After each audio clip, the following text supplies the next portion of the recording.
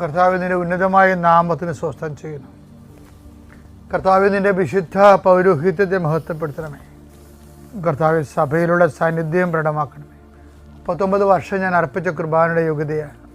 കൃപാസ്ഥാനത്താരെ ജീവനോടെ പ്രത്യക്ഷപ്പെട്ട പരിശുദ്ധ അമ്മയുടെ മാധ്യസ്ഥത്തിൽ ഞാൻ മക്കളെ കർത്താവിൻ്റെ നാമത്തിൽ ആശീർവദിക്കുന്നു. കർത്താവേ, അന്നു വേണ്ട ആഹാരം ഇന്ന് ഞങ്ങൾക്ക് നൽകണമെന്ന് പ്രാർത്ഥിച്ചു. അവിടുന്ന് ഞങ്ങൾക്ക് ഈ ഡെയിലി ബ്രെഡ് കിട്ടുന്ന ഈശോയെ,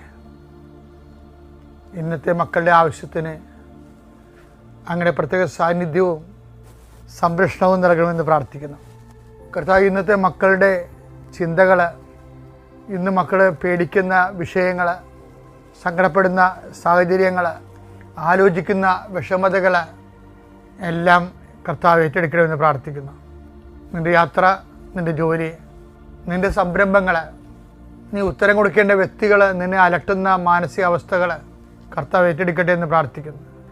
വഴക്കിട്ടുപോയി മക്കൾ വിളിക്കാത്ത മക്കൾ, ഫോൺ എടുക്കാത്ത മക്കൾ, സംസാരിക്കാത്ത വ്യക്തികൾ, അവിടെ എല്ലാം കർത്താവിന് സദസ്യനെ സമർപ്പിച്ചതിനെ പ്രാർത്ഥിക്കുന്നു. കല്യാണങ്ങൾ വന്നും പോയിരിക്കുന്നു, പല പല കല്യാണം നടക്കുന്നില്ല.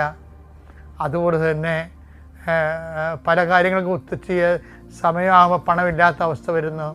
എന്ത് ചെയ്യുമെന്ന് അറിയാൻ പാടില്ലാതെ നിൽക്കുന്ന, അന്തം മുട്ടി നിൽക്കുന്ന മക്കളെ അവരെ കർത്താവിൻ്റെ നാമത്തിൽ അവരെ ആശീർവദിക്കുന്നു.